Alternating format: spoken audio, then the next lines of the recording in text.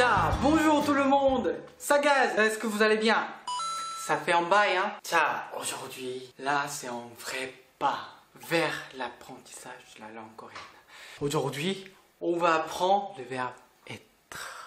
Avant de commencer le cours, je vais penser que vous êtes déjà capable à lire, ok? Je vais vous montrer le classement de verbes. D'abord, en français, vous avez quoi? Vous avez un nom, verbe, adjectif, adverbe, n'est-ce pas? En coréen, quand je vous apprends le coréen, il y a une autre façon. C'est un peu différent la manière. En coréen, il y a 4 verbes. Premier, verbe d'action. C'est quoi le verbe d'action? C'est les verbes qu'on connaît, les verbes normaux. Marcher, manger, dormir, étudier, etc. 먹다 signifie manger. Ensuite, deuxième, le verbe description. Oh, c'est quoi le verbe description? C'est en français, c'est être blabla. Être joli, être grand, spacieux, être épicé. Donc, c'est comment? Adjectif. 예쁘다. 예쁘다 signifie être très joli. Troisième, verbe d'existence. C'est quoi le verbe d'existence en français?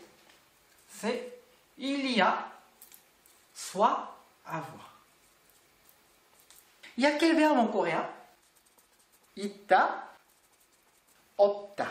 있다 signifie il y a, soit avoir. 없다 signifie il n'y a pas et ne pas avoir.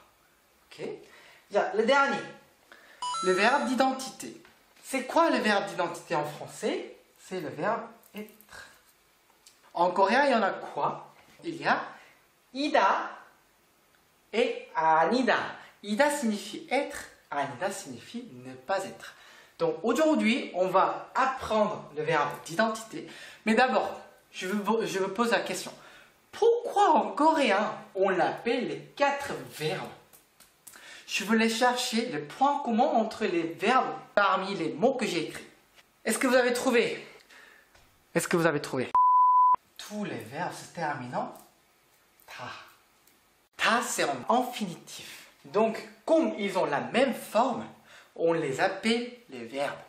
D'accord? Bien sûr, il y aura la conjugaison et on va apprendre aussi le pronom relatif pour transformer le verbe à l'adjectif, mais pas pour l'instant. Donc maintenant on va apprendre le verbe d'identité. Être. Pour dire je suis coréen, je suis française, je suis étudiant, je suis employé. Tiens, le verbe ida. En français, on ne dit pas je être coréen. On dit je suis coréen, n'est-ce pas? Il faut conjuguer le verbe. Il y a plein de questions qui m'ont posé la question en disant est-ce qu'il faut conjuguer par rapport à pronom personnel? Je, tu, nous, vous. Heureusement, ça n'existe pas en coréen. Vraiment, quand j'ai appris le français, juste pour apprendre un seul verbe, c'est pas un seul verbe en fait. Il faut apprendre d'autres. Je parle bien français, n'est-ce pas? Parce que je suis vraiment fort à râler. Tiens, donc le verbe ida, la conjugaison au présent.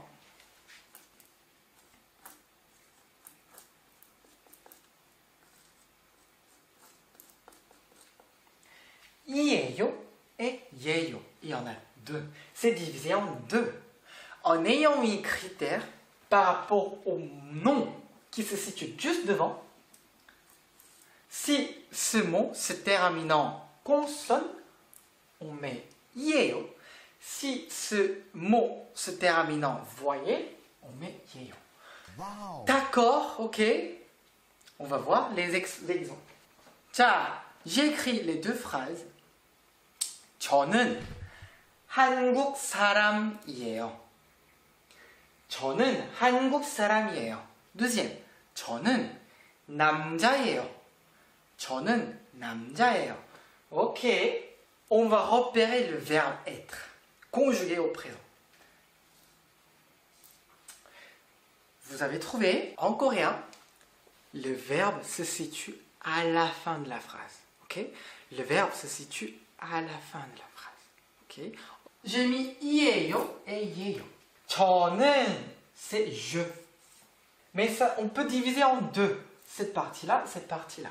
En fait, précisément, 저, c'est je. 는, c'est une particule de sujet. Grâce à cette particule, attention, il y a le particule de sujet. Donc, le mot juste avant, c'est en sujet dans la phrase. Par rapport à la particule du sujet, c'est assez subtil, donc on en reparlera dans la prochaine vidéo. Pour l'instant, on voit que le verbe être. Donc, 저는, je suis, blabla. 한국 signifie la Corée. 한국 signifie la Corée. 사람 signifie humain. Humain, soit la personne. C'est une expression pour dire la nationalité.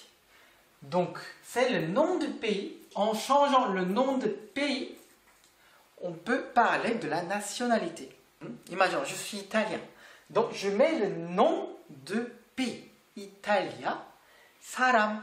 Italia saram signifie italien. Imaginons, vous êtes marocain, soit marocaine. Vous mettez le nom de pays. En coréen, c'est Morocco. Donc, je suis Morocco. Saram, c'est la nationalité. Il faut finir la phrase avec le verbe être. Je suis coréen dans cette phrase. Donc, vous essayez de parler votre nationalité. Ensuite, 저는, d'abord le verbe c'est 예요 et 남자 signifie un homme. Je suis un homme. 저는, je suis un homme. C'est pas pareil, même si c'est le même verbe. Être, être. Mais l'apparence, c'est pas pareil. C'est 예요, 3 syllabes, 예요, 2 syllabes. Fais attention, pour le premier, il y a un seul tiré. Par contre, le deuxième, il y en a 2. Quand est-ce qu'on utilise 예요? Quand le mot d'avant se termine en consonne, on met 예요. 사람, donc il faut regarder le dernier mot. Est-ce que ce mot se termine en voyelle ou consonne? Ça commence par L et A et M. Donc, le dernier lettre, c'est M. Ainsi, consonne. Donc, j'ai mis IE. Ah, ok.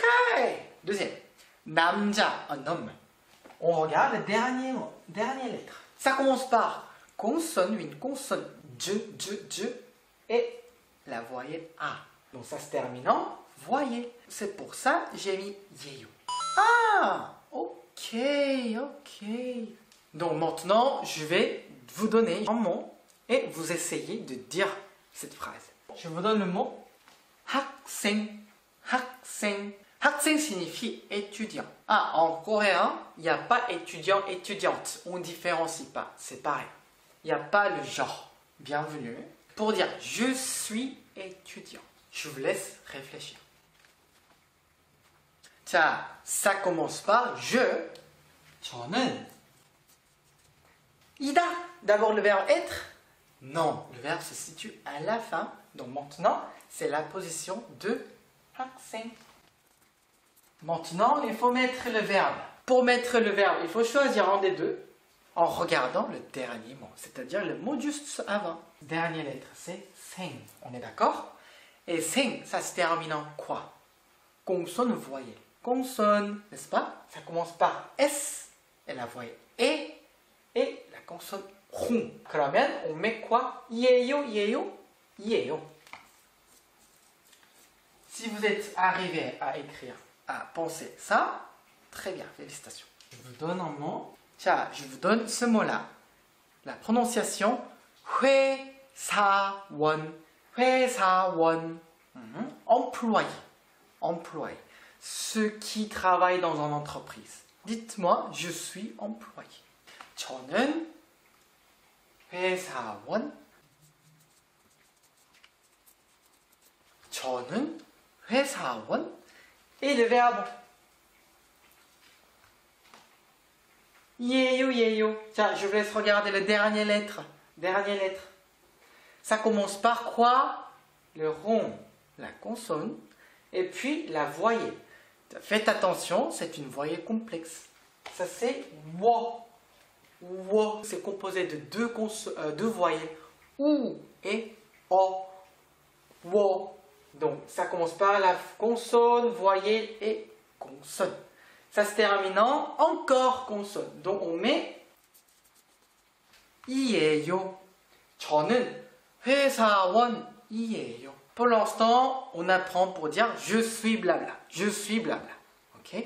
Pour la prochaine vidéo, je vais vous parler par rapport à la particule de sujet pour que vous puissiez changer le sujet aussi.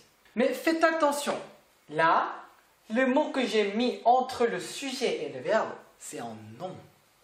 C'est en nom.